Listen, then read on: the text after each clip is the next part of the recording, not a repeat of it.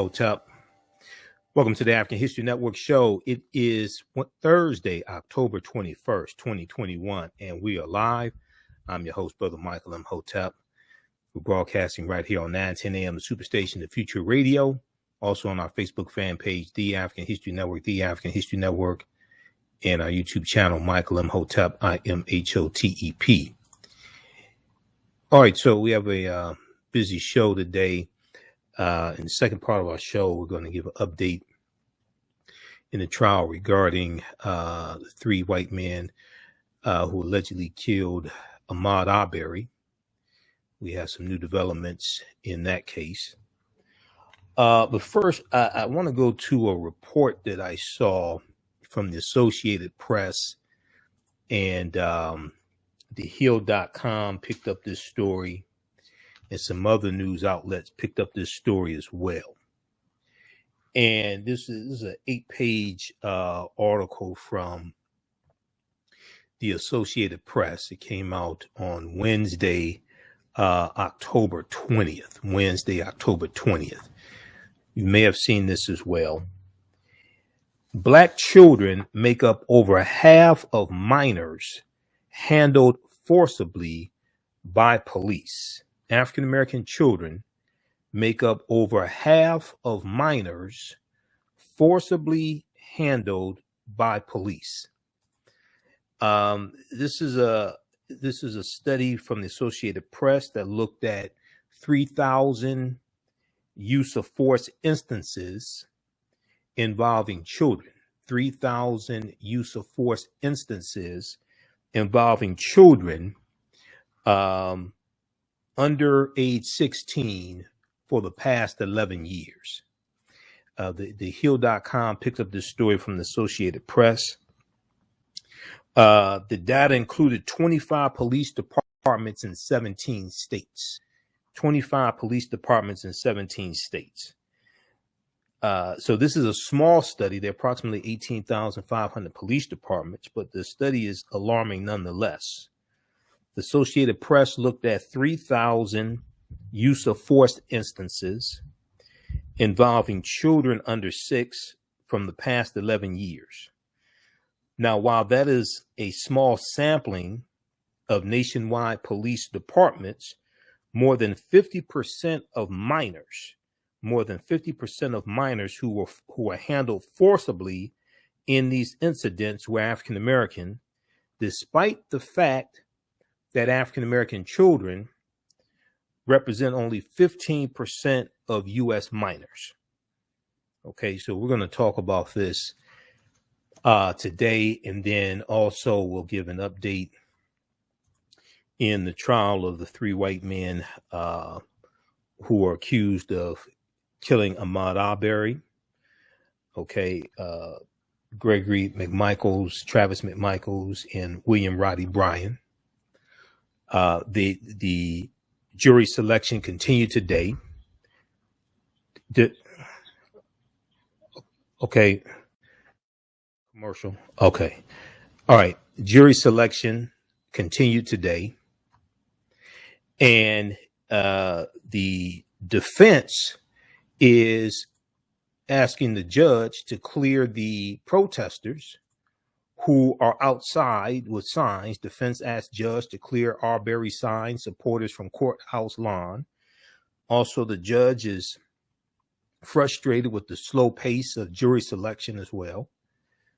At the close of day 3 of the trial on Wednesday, October 20th, 15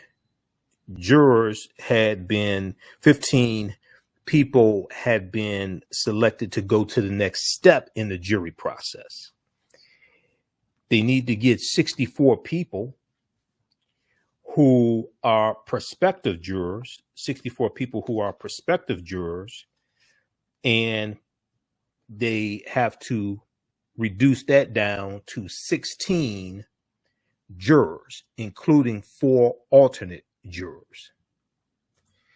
So they have their hands full in trying to get a jury. Okay, the evidence hasn't been presented yet. They haven't really started the trial. This is jury selection.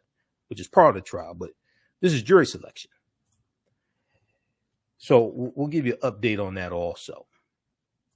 Now, as I've said before, as I said on the show yesterday, they don't need to rush jury selection. They need to take their time and make sure they get the proper jury that's going to be impartial, will render their decision based upon the evidence, not based upon protesters, not based upon what they saw on social media or heard at the barbershop, but based upon the evidence, because you don't want to screw this case up and you don't want a decision overturned on a technicality or anything like that. So we'll discuss that also. All right. On the African History Network show, we focus on educating, empowering, and inspiring people of African descent throughout the diaspora and around the world, because right now it's corrects wrong behavior. What you do for yourself, what you do to yourself, and what you allow other people to do to you and get away with is based upon what you think about yourself. What you think about yourself is based upon what you have been taught about yourself. What you've been taught about yourself is based upon everything you've read, heard, and seen about yourself. So when you control the radius of a man or woman's thoughts, you can control the circumference of his or her actions, because the mind can't do or teach what it doesn't know. Now, we deal with a number of different topics here on the African History Network show. We deal with current events and history and politics, education, economic empowerment, entrepreneurship, love, sex, health issues, and much, much more. Sign up for our email newsletter. Text the word Kemet, K-E-M-E-T, to 22828. To sign up for our email newsletter, text the word Kemet, K-E-M-E-T, to 22828. To sign up for our email newsletter, also visit our website, AfricanHistoryNetwork.com, AfricanHistoryNetwork.com. You sign up for the email newsletter there as well. Okay. Be sure to register for the 10-week online course that I teach on Saturdays, from the Civil War to the Civil Rights Movement and Black Power, 1865 to 1968. And a lot of talk is going on about the Civil War from 1861 to 1865. We know that there's going to be a special on MSNBC on Sunday, October 24th, 10 p.m., dealing with the Civil War and the legacy of the Civil War, how we're still impacted by it today. Okay. So we teach this class on Saturdays. It's a 10-week online course. We do it 12 noon to 2 p.m. Eastern Standard Time. It's on the homepage of our website, AfricanHistoryNetwork.com. Click on register here. It takes you to the next page. As soon as you register, you can watch last week's class. We do the sessions live. All the sessions are archived. All right. I want to jump into this first story here. And then also there's an event at Wayne County Community College on Saturday, October 3rd, meeting of the minds, with the Michigan Democratic Black Caucus. And they're going to have a lot going on: job fair, healthcare, education, prison reform, panel discussion on reparations. This is going to be at the Northwest Campus of Wayne County Community College District, 8200 Outer Drive, West Outer Drive, 8200 West Outer Drive, Saturday, October 23rd, 2021, 10 a.m. to 5 p.m. So free event. Okay, so we'll give you a little more information about that as well. Okay, so I saw the article here from the Associated Press and then also from thehill.com dealing with this. On Charles Blow's show on the Black News Channel on Wednesday, October 20th, he did a good segment dealing with this. We'll go to that segment after the break. Black children make up over half of minors handled forcibly by police, Associated Press analysis says. Associated Press analysis says. Now, even though this is a small study, it's 25 police departments in 17 states. There are approximately 18,500 police departments in the country. More than 50% of the minors who were handled forcibly in these incidents were African American, despite the fact that African American children represent only 15% of U.S. minors.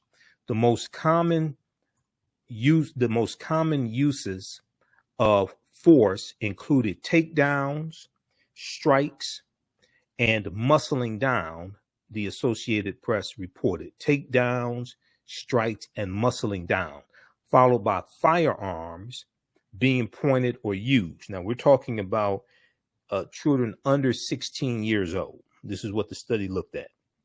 3,000 use of force instances involving children under 16 years old for the past 11 years.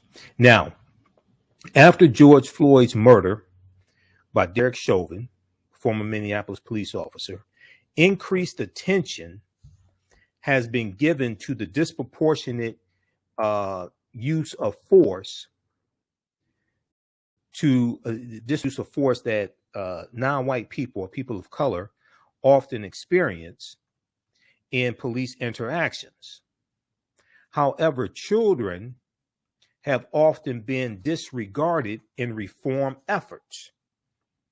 Children are often disregarded in reform efforts. There are no laws, according to the Associated Press in this study, there are no laws that ban use of force on children. And while some police departments have policies that dictate how old a child must be to be handcuffed, most use of force policies make no mention of age, according to the Associated Press report. There are no laws that ban use of force on children. And while some police departments have policies that dictate how old a child must be to be handcuffed, most use of force policies make no mention of age. Now, Dylan Jackson is a criminologist who works on juvenile encounters with the Baltimore Police Department. Dylan Jackson told the Associated Press, quote, "Adolescents are just so fundamentally different in so many respects, and the techniques that officers are accustomed to using, it just doesn't lend itself to the interaction going well with youth. It just doesn't lend itself to the interaction going well with youth." Now, we're coming up on a break. We're going to continue this on the other side of the break. You listen to the African History Network show right here on 910 a.m. The Superstation, the Future Radio. I'm Michael Imhotep. We'll be back in a few minutes. Black on Purpose Television Network. Yes, Black on Purpose Television Network. All black, all positive, all the time. The largest black-owned streaming television network in the world. Bringing our people together worldwide. Controlling our messages, our stories, our way. Black TV the way it should be. Black music, Black history, and more. 30 plus channels, thousands of shows. Black on Purpose Television Network. Subscribe now.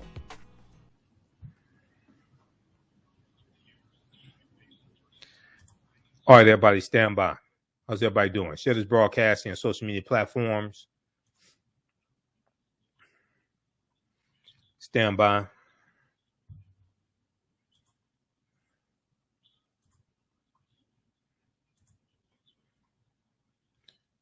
All right, calling numbers 313-778-7600. 313-778-7600 is the calling number if you have a question or comment. Stand by. All right, African American business owners, post name your business here on the thread of the broadcast. Email us at AHNshow@AfricanHistoryNetwork.com.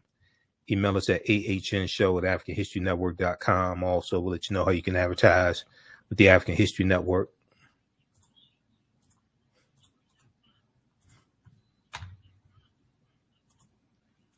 Stand by. Back from break in 3 minutes.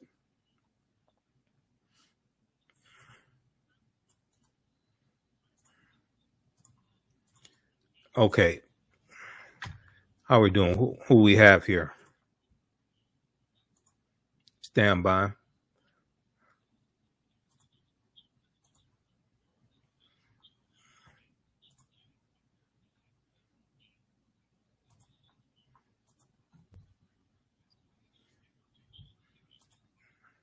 Back from break in 2 minutes.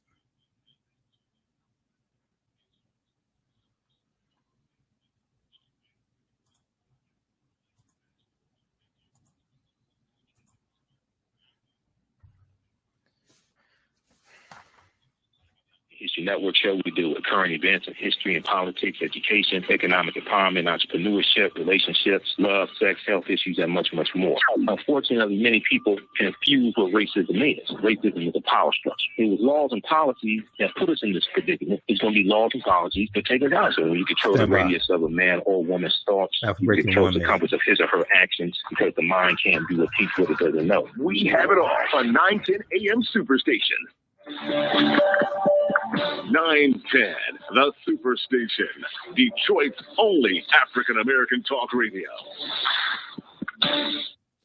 Welcome back to the African History Network show right here on 910 AM Superstation, Future Radio. I'm your host, Brother Michael Imhotep. It is Thursday, October 21st, 2021, and we are live. So right before the break, we were talking about this report from the Associated Press. They have a study dealing with African-American children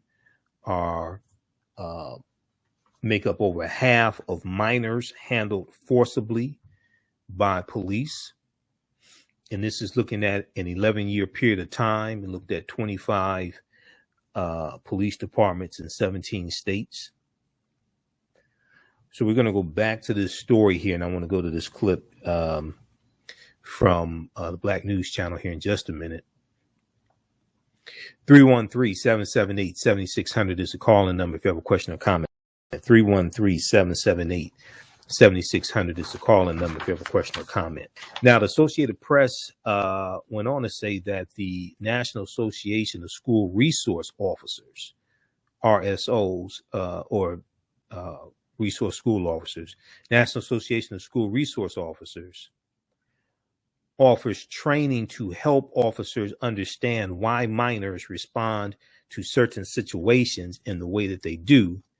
However, not every department makes use of the training. Not every department makes use of the training. Now, that was the article from The Hill, which gave a synopsis of this. The piece from the Associated Press is about an 8-page, at least, well, with the pictures, is probably about 14 or 16 pages, because I printed it out and mine came out to 8 pages. I took most of the pictures out. Tiny wrists in cuffs. Tiny wrists in cuffs. How police use force against children is the name of this report from the Associated Press. Okay. So you can check this out also. This is from October 20th, 2021. Now, on the Black News Channel on Wednesday, Charles Blow spoke with Dr. Philip Atiba Goff. Dr. Philip Atiba Goff is a psychologist. He does a lot of research with dealing with police and law enforcement, African-American children, African-Americans, etc. There was a study that we've talked about before here on the show from the American Psychological Association, and it deals with how Black boys are viewed as older, less innocent than whites. Research finds Black boys are viewed as older, less innocent. Research finds. Okay, this is a study from the American Psychological Association. It's at their website. It's from 2014. Study was done by Dr. Philip Atiba Goff. He's CEO and co-founder of the Center for Policing Equity, the Center for Policing Equity. Also, in this clip coming up, you're going to hear from Kristen Henning, director of the Juvenile Justice Clinic at Georgetown University. Okay. All right. Let's go to clip one, Shakita.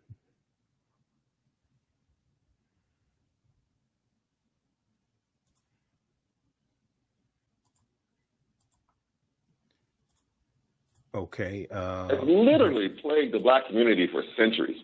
Black people have been disproportionately suffering under the brunt of overly aggressive policing, often for minor infractions, and in many cases, no infraction at all. While debates over police misconduct and reform have been reignited in the wake of the killings of George Floyd and Breonna Taylor, the treatment of Black children by law enforcement has received less scrutiny. According to data, more than 50% of the children handled with force by law enforcement are Black, with takedowns, strikes, muscling, and threats of firearm use listed as common types of force. While many jurisdictions govern how children may be handcuffed, there are no laws that specifically prohibit the use of police force against them.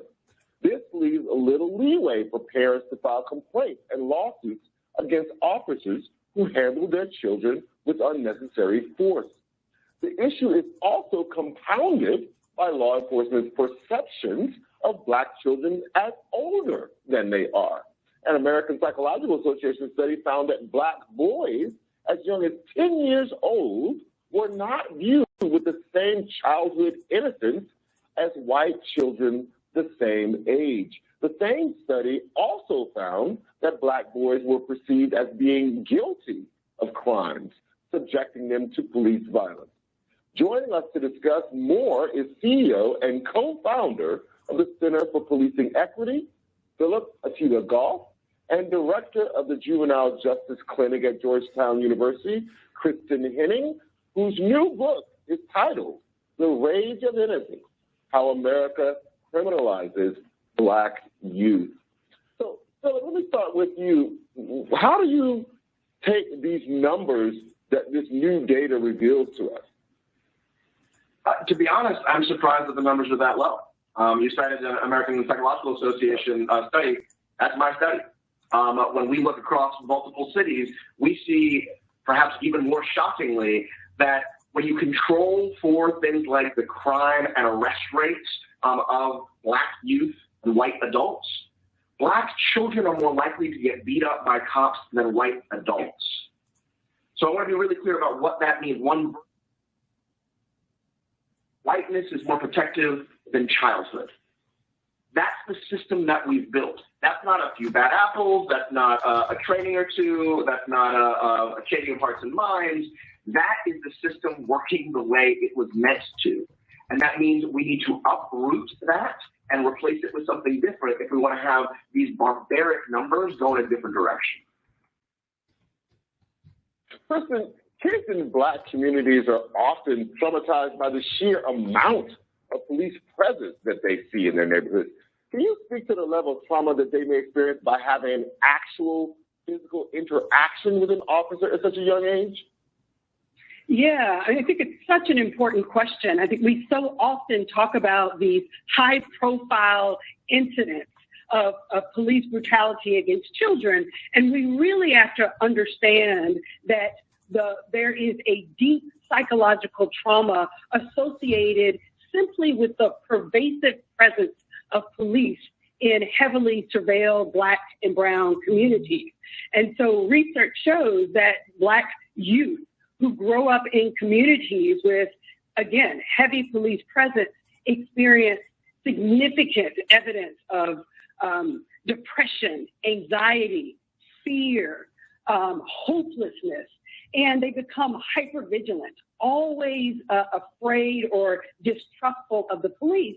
And that distrust transfers to other authority figures in their lives, like teachers and the like. And it has a profound impact on their sense of self, who they are, who they can become in society, and whether it even makes sense to participate in mainstream society. So it's really important to understand just how deep and pervasive it is for young Black children. And as you said earlier, Charles, to come into contact with the police for normal adolescent behaviors that we would never think about engaging the police on if it were a white child.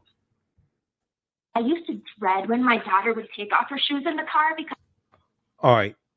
We got to go past that ad. Okay. Go ahead and play it when it's ready. Talk a little bit about these normal childhood behaviors that the police, when encountering black children, see those things as threatening. The first name that pops to mind is Tamir Rice, right? You know, playing with a toy gun in a park, you know, not even stopping to say, what is that you have in your hand or whatever. They shot him within, I think it was 1.5 seconds or 3 seconds of arriving on the scene. Why is that so pervasive? Why is that so hardwired into people's thinking about black children in particular? Yeah, and so I'm sorry, Kristen. I'm so excited to be sitting here right next to your book. I can't get the question. So I'll tell you that part of the reason is because we think of particularly adolescence as a uniquely human stage of development. You go to the zoo and you're looking for the big, scary animals, you're looking for the tall animals, and you're looking for the baby animals. The kids love to see the baby tiger, the baby lion. Nobody's looking for the teenage wolf, right, or the teenage tiger, because that's a uniquely human developmental stage, at least in our own minds. So if you have a group that's not considered fully human, like black folks aren't, and many folks around the country, then you just get to be small and then a predator. That's a part of it. But I think it's really important what's in Kristen's book and what Kristen was just talking about. This is not just a failure of individual officers. This is a systems failure. So one of the kinds of things that we see at the Center for Policing Equity, my graduate students at Yale, is that something that is totally normal, like being bored in class, so you write on your desk. Anybody ever do that? Well, that's vandalism of a public good, and law enforcement get called to enforce that in traditionally black schools where they don't in white schools. And when someone says, well, that's ridiculous, what are you doing? Get your hands off of me, like a teenager would when they've just drawn on a desk. Well, that's resisting arrest. So it's the whole systems that we've set up where when depression or emotion dysregulation or just generally being bored because there's not enough resources in the classroom lands you with wanting to mouth off to an authority figure. That's a regular part of being a teenager in any place that services children appropriately. But we have set up our systems where we don't have the resources to control that individual, to not let them disrupt the classroom. So what are we going to do? Instead of having teachers who are trained and with the resources appropriate for that, we call the cops, and the cops show up, and then violence ensues. That's not just about policing. That's about the grand disinvestment that we've had in black communities that makes it look like it's black folks' fault for what we do to black folks. That's the part I hope folks take away from this story. Kristen, I think you wanted to get in on that question as well. Yeah, and my friend Phil said it so beautifully. But it is worth remembering that America has a long history of failing to see black children as children. So all the way back, there's a through line from slavery when black children were treated as the property of the purported master, through the civil rights era, right? When you can have a lynching of Emmett Till without consequence, right? And in particular, as a statement that we will not tolerate integration, a symbolic representation that we will not tolerate black children in our schools. And the only way that the lynchers could justify that is to intentionally paint the picture of black boys like Emmett Till as a threat to whiteness and to white women in particular. And here's what's critical. That narrative then becomes deeply embedded in our American psyche. And you see it again in the 80s and 90s when there's a temporary uptick in crime. And then we have the super predator myth, right? This theory that there was going to be a band of black children run amok in our society to rape, murder, and kill. And that never turned out to be true. But again, furthering the deeply embedded fears that we have about black children. And so when I think about adolescence, just all of us, think about what it meant to be a teenager. Being a teenager is all about what? The music that we listen to, the clothes that we wear, the parties that we attend, the friends that we hang out with, the ways in which we style our hair, and the like. And it is important to recognize that while white children are given the privilege to experiment with all of that, to enjoy all the freedoms of adolescence, right? From physical safety, public affirmation, adventure, experimentation, social and academic freedom, Black children are suspended. It's like, Phil said, it's more than just, one bad apple. It's this pervasive sense that, children have to be suspended, expelled, arrested, and criminalized, treated like adults, sent to adult courts for what every other white child gets to do. Interesting. Rage of Innocence, How America Criminalizes Black Youth, and Philippe Achilagov. Thank you both for joining us. Okay. All right. That's from the Black News Channel from Wednesday, October 20th. That was Dr. Philip Atiba-Goff, CEO and co-founder of the Center for Policing Equity, and Kristen Henning, director of the Juvenile Justice Clinic at Georgetown University. Okay, so that was from Prime by Charles Blow on the Black News Channel. If we, I want to go to the study from Philip Atiba-Goff here.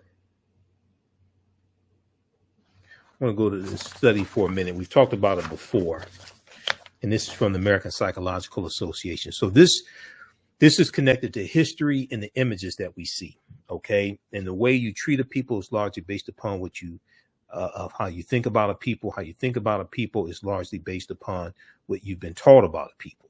What you've been taught about a people is based upon everything you've read, heard, and seen about a people. So America must have a massive history lesson, and we have to confront these negative stereotypical images of African Americans, especially African American children.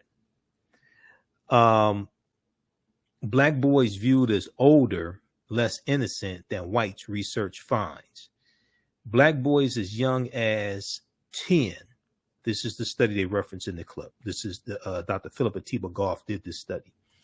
Black boys as young as age 10 may not be viewed in the same light of childhood innocence as their white peers, but are instead more likely to be mistaken as older, to be perceived as guilty, and face police violence if accused of a crime, according to a research published by the American Psychological Association. Now, this study was published in 2014, okay, 2014.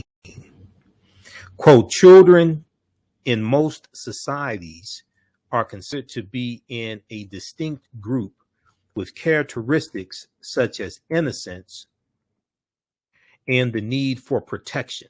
Innocence and the need for protection. Our research found that Black boys can be seen as responsible for their actions at an age when white boys still benefit from the assumption that children are essentially innocent. Our research found that Black boys can be seen as responsible for their actions. Therefore, they need to be punished when they get out of line. At an age when white boys still benefit from the assumption that children are essentially innocent, said author Dr. Philip Atiba-Goff of the University of California, Los Angeles. The study was published online in the American Psychological Association's Journal of Personality and Social Psychology. One of the things it talks about in the study here is that review police officers' personnel records to determine use of force while on duty, and found that those who dehumanized African Americans were more likely to have used force against an African American child. Those who were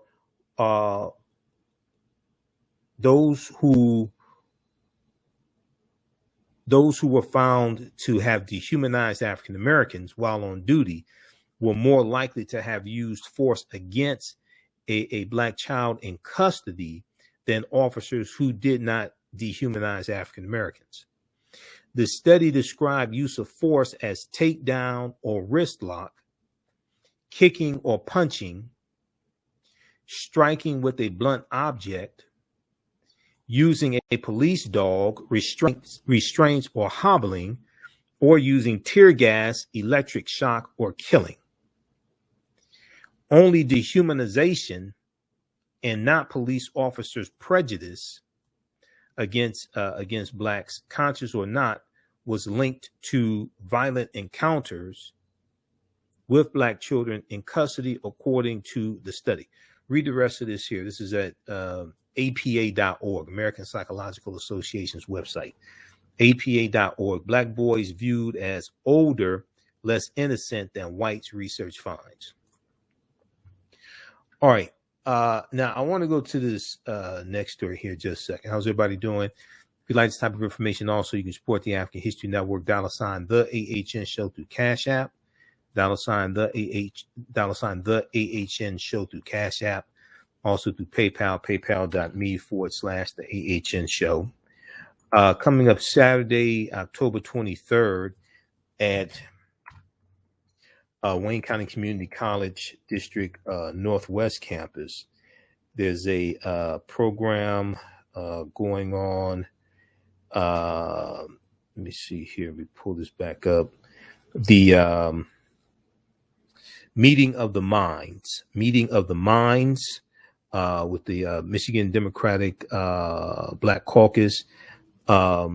It's time for the years of strangulation to end. Meeting of the Minds will help black men be healthy, wealthy, and wise. They're going to have workshops. They're going to have a job fair, healthcare. They'll focus on healthcare, education, prison reform, career training and employment, financial empowerment, friend of the court issues. They're going to have different resources and workshops there. This is Saturday, October 23rd, 2021, 10 a.m. to 5 p.m. Wayne County Community College District Northwest Campus, 8200 West Outer Drive, 8200 West Outer Drive, Detroit, Michigan. Okay. And for more information, you can visit mdpblackcaucus.com, mdpblackcaucus.com. Okay. For more information as well. We'll post this link here. Also, mdpblackcaucus.com. All right. I want to go to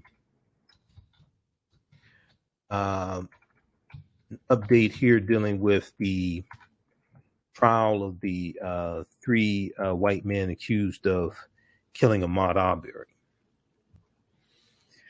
So this is day 4 dealing with jury selection, and jury selection is continuing. It is going at a slower pace than the judge wants and other people want. As I've said, take your time, because the 3 accused killers aren't going anywhere. It's not like they have a plane to catch, anything like that. Number one. Number two, you don't want to screw this up. You want to make sure that you get the correct jury. Okay, that's going to be impartial and that is going to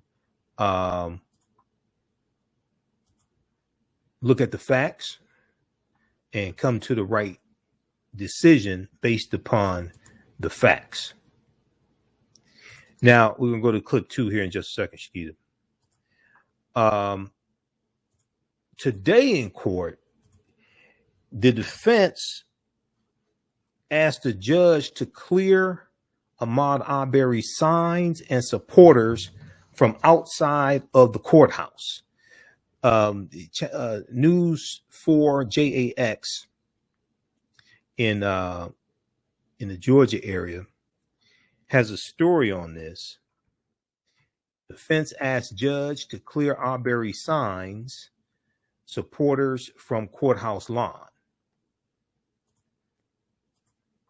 and they are objecting to the protesters outside, the signs, and they're saying that this could influence the jury. Attorneys for 3 men accused in the shooting death of Ahmaud Arbery asked the judge presiding over the trial to limit the signs and justice for rallies outside the courthouse, arguing that it will influence potential jurors. Now, when court reconvened after lunch on Thursday, October 21st, William Roddy Bryan's attorney Kevin Gow told Superior Court Judge Timothy Walmsley that he's concerned about signs, banners, and demonstrations in front of the courthouse in support of Ahmaud Arbery's family. Defense attorney Kevin Gow complained of a banner near the courthouse steps that includes a photo of deceased Congressman and civil rights hero John Lewis. John Lewis was Georgia Congressman, the U.S. House of Representatives. He represented a district in Georgia. So John Lewis' picture appears on this sign, and it appeared to advocate for voting rights. Defense attorney Kevin Gow also said a young girl who has been riding a tricycle in front of the courthouse this week with a sign saying "Justice for Ahmaud" on her back. Defense attorney Kevin Gow told Superior Court Judge Walmsley, quote, to prohibit any signs openly advocating for justice for Ahmaud Arbery on the grounds of the Glenn County Courthouse. I want to go to this clip here from News 4 JAX. They have more reporting on this. Let's go to this clip number 2, Shakita.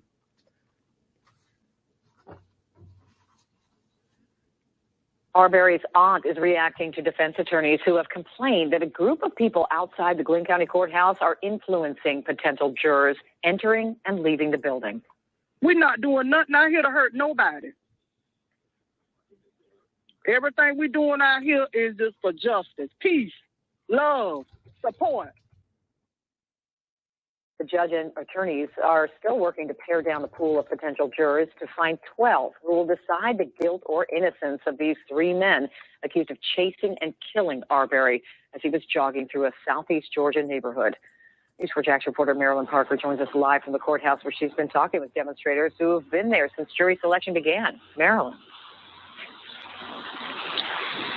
The Transformative Justice Coalition says they aren't going anywhere. They're telling me that they're here to fight for justice and to show support for Ahmaud Arbery's family. We don't get no justice! The Transformative Justice Coalition has a mission. In a case like this, the Arbery family needs support. They cannot feel like they have been abandoned or are alone by our community. So it's our responsibility to come out and support them. They've been singing songs, chanting, and praying since the beginning of jury selection. Thursday, defense attorneys in court say what they're doing is a problem. After lunch, William Bryan's defense attorney, Kevin Goff, told the judge he wanted to address what was outside, meaning the supporters and their banner on the courthouse lawn. He says it's influencing potential jurors entering and leaving court proceedings. They're not doing nothing wrong. They're supporting the Arbery family. Ahmaud Arbery's aunt says the banner represents what they're fighting for. Defense attorneys also mentioned a child riding a bike with Ahmaud Arbery's face on their back. Travis McMichael's attorney, Robert Rubin, says he's concerned with any conscious or unconscious attempt to influence any potential jurors. The judge suggested they file a motion, quote, walking me through the First Amendment rights you seek to infringe upon and how you intend to do this. They don't want you to have power. They're scared. They don't want you to have that. They're trying to take our rights from us. They're trying to do everything in their power to get power over us. But this is not what it's about. We're trying to get justice.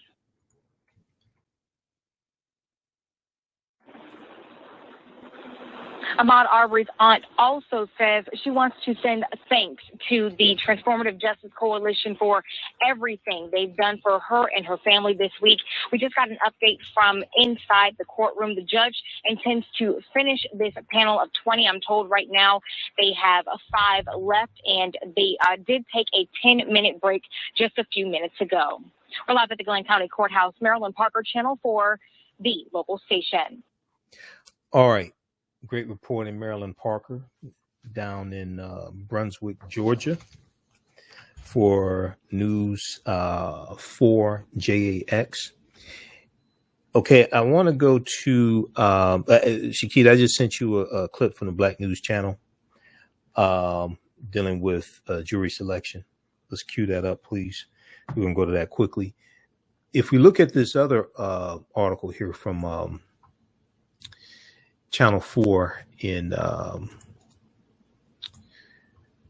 down in Georgia. Let me pull this one up here. This deals with jury selection, okay? At the end of jury selection on Wednesday, they had 15 prospective jurors. They need to get to 64 to be able to reduce it down to 16 jurors, including 4 alternates. At the end of day 4, Thursday, October 21st, 23 prospective jurors have advanced to a pool that's going to be a total of 64. A Georgia judge has qualified 23 Glenn County residents interviewed over 3 days to serve on a jury to serve on a jury that would decide the fate of 3 Glenn County men charged with killing Ahmaud Arbery. Let's go to this clip number 3 quickly, Shakita.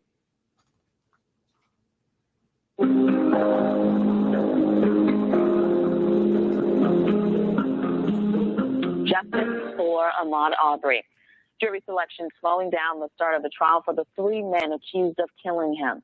The judge in the case is growing frustrated as prosecutors and defense attorneys try to whittle down a group of 1,000 people to just 16. BNC correspondent Drake Clark is talking to the community about this case.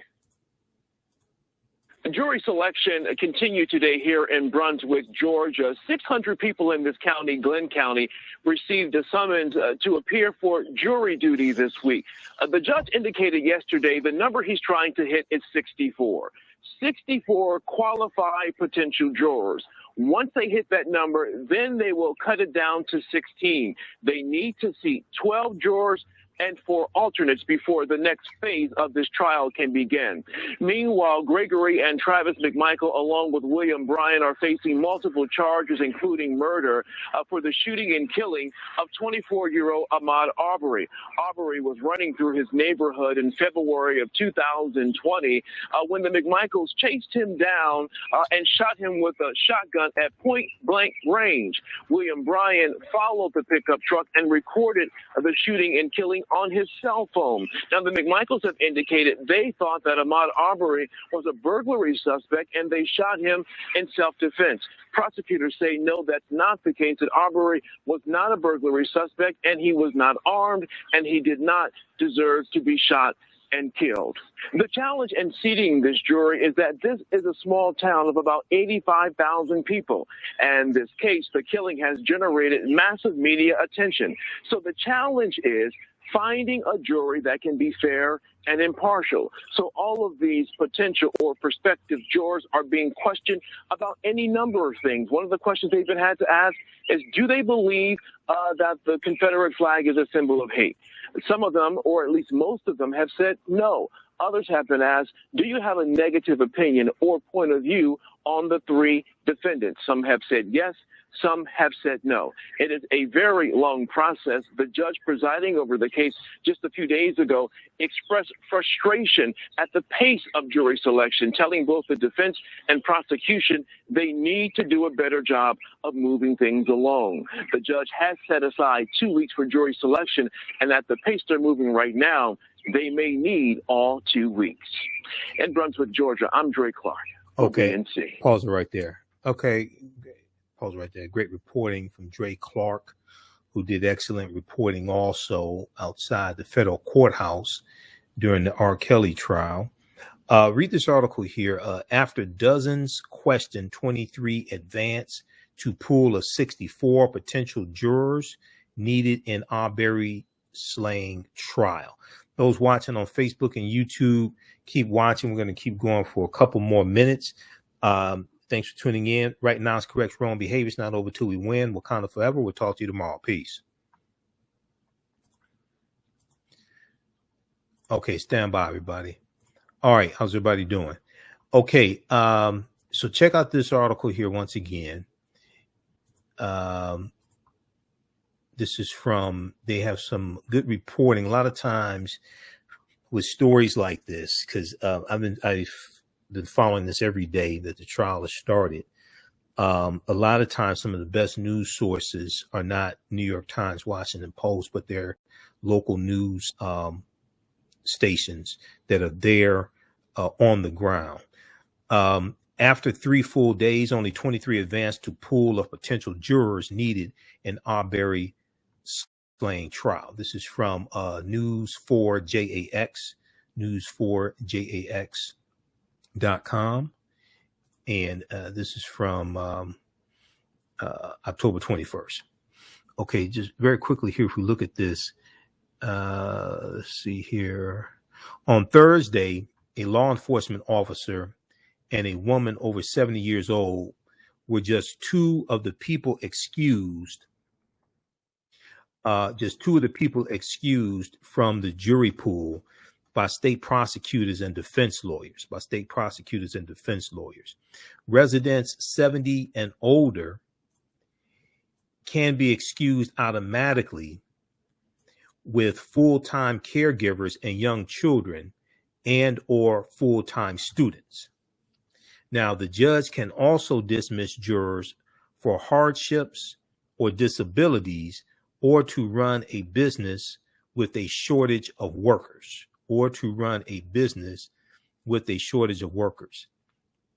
Potential jurors can still be qualified to hear the case, even if they say they already know the facts surrounding Ahmaud Arbery's death. Now, I've been watching a lot of, and the Black News Channel has better coverage on this than MSNBC. Okay, just to be honest with you. There's some good coverage also on Roland Martin Unfiltered as well. And, you know, usually I'm a panelist on Roland Martin Unfiltered on Friday. I'm not saying that because I'm biased. I'm just saying, you know, he has some good coverage also. But the Black News Channel has some really, really good coverage on this.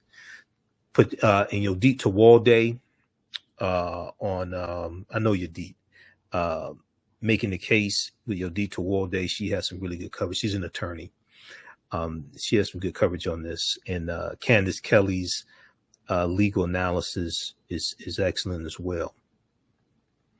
Potential jurors can still be qualified to hear the case, even if they say they already know the facts surrounding Ahmaud Arbery's death.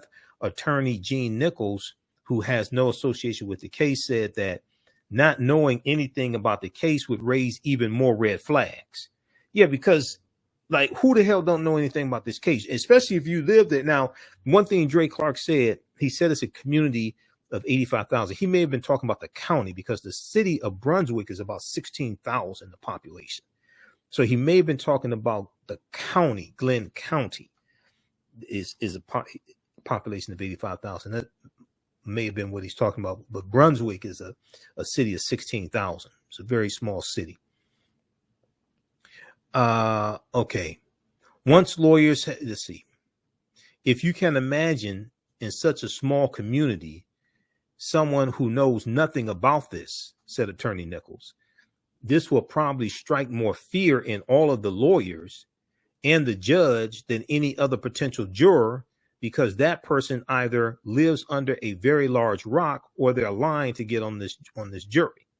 End quote. Now, once lawyers have picked their final 64 potential jurors, they'll have to follow specific guidelines set forth by the judge in the next elimination process, and each side can use a limited number of preemptory strikes to eliminate people from service. There's going to be after they get their group of 64, there's going to be another questionnaire that group of 64 has to answer, and we don't know what the questions are, to get the group of 64 down to 16, who will be 16 jurors, including 4 alternates. Okay, the judge has granted 12 preemptory strikes for the prosecution and 24 preemptory strikes for the defense, which the 3 defendants and their lawyers must share. 24, which the 3 defendants and their lawyers must share. So basically like 8 per defendant, so to speak. If defense attorneys don't like the makeup of the jury for any reason, they could enter a motion to move the trial to another city. If the defense attorneys don't like the makeup of the jury for any reason, they could enter a motion to move the trial to another city. Now, just because they request a change of venue does not mean it's going to be granted. Just because they request a change of venue does not mean it's going to be granted. But based on statements made by defense attorneys so far in this case, Attorney Nichols believes they'll want this case tried locally. All right.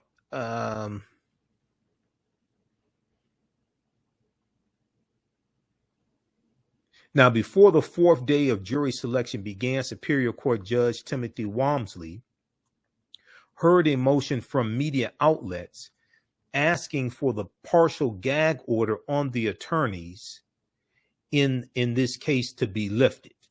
Asking for the partial gag order on attorneys in this case to be lifted. So let me increase the size of this.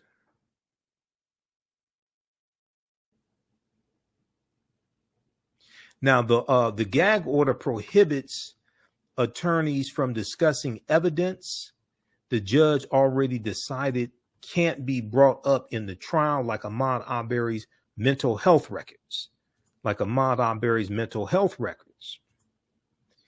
The attorney for multiple TV stations says their concern is that the gag order is not clear on what is prohibited and that it's unconstitutional and only to be used as a last resort. Unconstitutional and only to be used as a last resort. Now, prosecutor Linda Donikowski told the judge that attorneys for the 3 defendants have done interviews with the media since the gag order was imposed, and did so without violating the gag order. The judge did not make a ruling on this, but said he'll issue a written order later. Okay, so read this one here also. News4jax.com. After dozens questioned, 23 advanced to pool of 64 potential jurors needed in Arbery slaying trial. All right. So African-American business owners, be sure to post the name. I said this during the break. Post the name of your business here on the thread of the broadcast. Email us at AHNshow@AfricanHistoryNetwork.com. AHNshow@AfricanHistoryNetwork.com. We'll let you know how you can advertise with the African History Network. We've got a few spots available.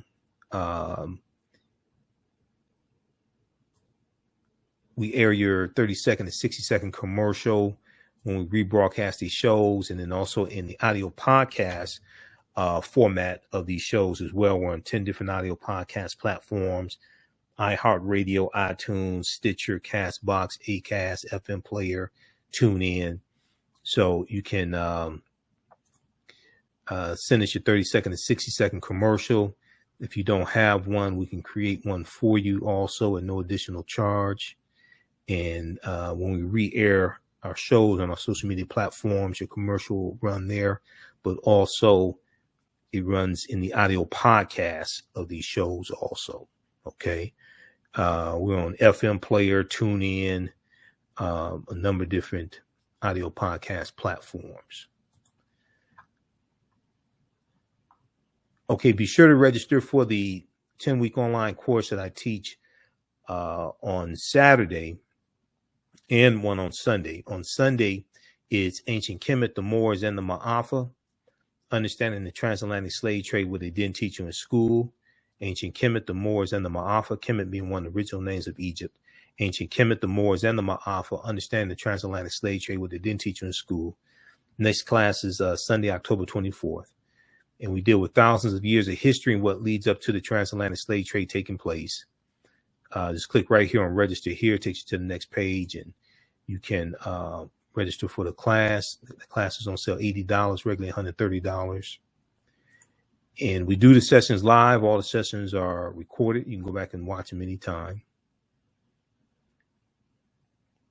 And then the other class that I teach is from the Civil War to the Civil Rights Movement of Black Power, 1865 to 1968. And this class picks up where understanding the transatlantic slave trade leaves off. This one is on from the Civil War to the Civil Rights Movement. That is on Saturdays, 12 noon to 2 p.m. Eastern Standard Time. So as soon as you register, you can watch the class we did this past week. And we deal with some of the history leading up to the Civil War. And then we deal with the Civil War and what happened after the Civil War ended, and Reconstruction, Jim Crow era, World War I, World War II, Great Migration, Civil Rights Movement, Black Power movement, to understand the laws and policies put in place to put us in the predicament we're in right now. So we understand where we need to go from here. And we see also how history repeats itself, because the voter suppression tactics that are being used today in passing these voter restriction laws, we see the same thing. Something very similar happens after Reconstruction ends with the southern states rewriting their state constitutions to codify white supremacy and suppress the African American vote, take back control of the state legislatures, all aspects of public life, take back political offices, all of this, and lock African Americans out of voting and politics. So we see this take place in Mississippi, South Carolina, Louisiana, all these former Confederate states. All right, look, we're going to get out of here. Remember, at the African History Network, we focus on educating, empowering, and inspiring people of African descent throughout the diaspora and around the world, because right now it's correct wrong behavior. Post the name of your African American owned business here. Email us. We'll let you know how you can advertise with the African History Network show. Right now it's correct wrong behavior. It's not over till we win. Wakanda forever. We'll talk to you next time. Peace. On Purpose Television Network.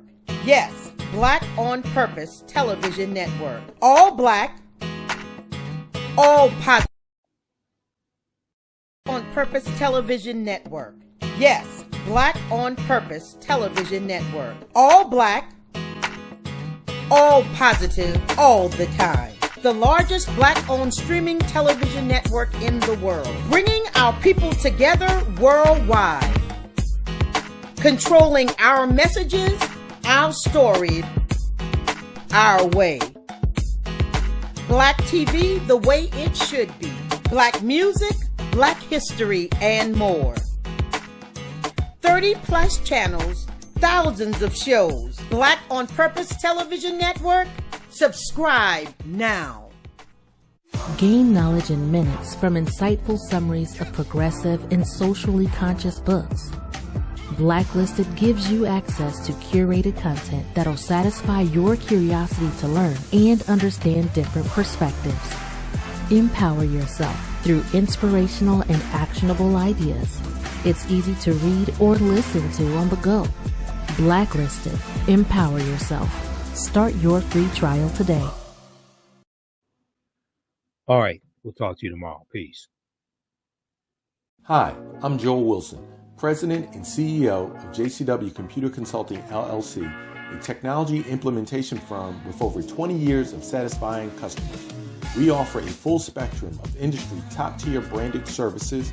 We are an authorized partner or reseller for Lenovo, Zoom, T-Mobile, Microsoft 365 and Surface tablets, Google Workspace, Acer, Asus, Samsung, PCmatic security software, and many more. Our online store features laptops, Chromebooks, computers, printers, accessories, and software.